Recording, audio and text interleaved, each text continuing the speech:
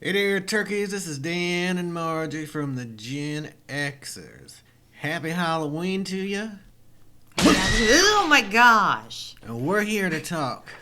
Freddy got fingered. Daddy, would you like some sausage? Daddy, would you like some sausages? No. Five Nights at Freddy's. Five Nights at Freddy's. Five Nights at Freddy Finders. If it brings you happiness. Five Nights at Freddy's, which I didn't realize that there's a whole subset of people who have super fandom. They have like a super following, I guess. Yeah, this is a new horror movie streaming on Peacock, also I think in theaters. And it's based on a video game. If you clicked on this, chances are maybe you're a fan of the video game and you want to see what two old timers think about your new movie. Well, we're going to tell you. But first, hit like and subscribe. Yeah.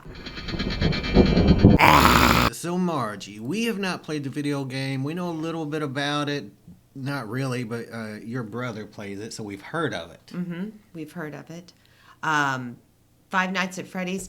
Could I summarize the plot for you, Dan? No, I could not.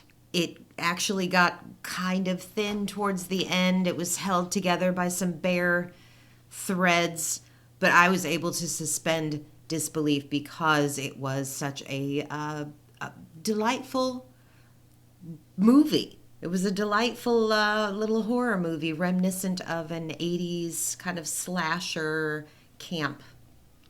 It was a lot of fun, and I think if you're a fan of the games, probably there's a lot of Easter eggs and stuff for you that we didn't notice. But it's not a horror masterpiece like The Witch or The Exorcist or something like that, but it's just a fun, kind of campy, goofy, jump scary horror movie, right? It stars Josh Hutcherson from The Hunger Games, Yeah. parts 1 through 2 And 3, and 3. I believe. Was he in 3? It stars Matthew Lillard from Shaggy. Well, Scooby-Doo. was. He played Shaggy in Scooby-Doo. Yeah, he wasn't in the band with Shaggy. It stars that old fried green tomato herself, Mary Stuart Masterson. Which they had, She's some kind of wonderful, you know it. you know, Well, no. she is.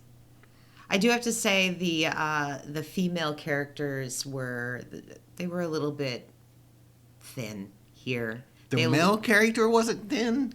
He was thin as well, but at least he had a thought process. We had for female characters, we had Mary Stuart Masterson, who had She was the mean old Gen X lady. she had little to do here. We had she was the hag.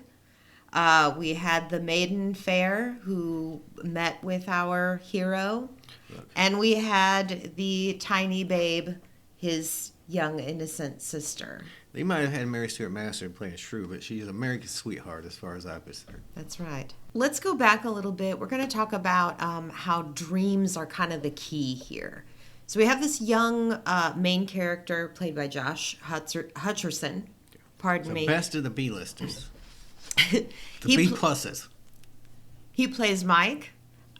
Mike is taking care of his sister. Why? We never really find out, but he's old before he can be young. He's too old to be as young as he is, right? He's grown up really fast. We start kind of going into his dreams. And right away, we know that whatever is going to happen in the future, dreams are probably going to figure pretty heavily. What if it's Five Nights at Freddy Krueger's? It's not. It's Five Nights at Freddy's. Well, there's dreams. There's some Right. Freddy Krueger kids.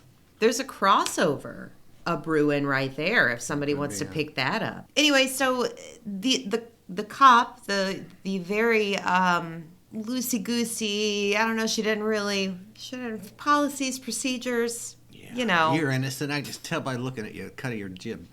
Right. You had nothing to do with these murders. Right. Let me tell you all about this Freddy Fazbear's pizzeria, where you're working now as a night security guard. Like, I don't know, 12, 18, 73 children vanished from there in the 1980s. 5? Yeah.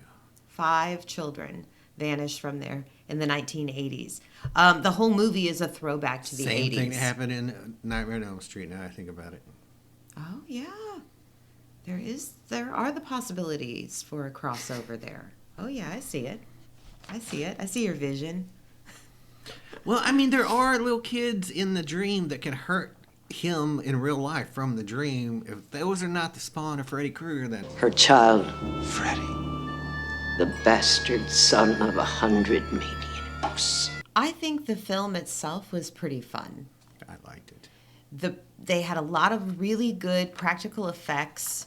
They did a lot with the lighting. They did a lot with the soundtrack that gave it a very retro feel, a very carnival funhouse kind of feel. And as a novice going in, as somebody who did not know anything about Five Nights at Freddy's, it was absolutely a horror movie that was camp. It was funny, it was scary, and it was one that I understood from beginning to end with no questions about where did this come from, who are these characters. It passed my test, and I don't know anything about Five Nights at Freddy's. Yeah, like a lot of horror movies, you've really got to stretch to suspend your disbelief. But as long as you're willing to do that, it was a good, fast-paced, fun little horror movie. Yeah. Yes. What would you rate it? On a scale of creepy bunnies, would you say? Yeah, I would say so. Apropos. Let's say from 1 to 10 creepy bunnies, I'm going to give it an 8.5. Wow. Creepy bunnies. I'm going to probably give it 8. Okay. Any explanation for that lost half point? Well, I just think it's a very good horror movie. I don't think it's an A. I don't think it's a masterpiece, even of the kind of fun, campy horror movie genre. It's not like it's The Evil Dead, but it's very good. Yeah, I agree. Sticking by my 8.5. All right. Hit like and subscribe.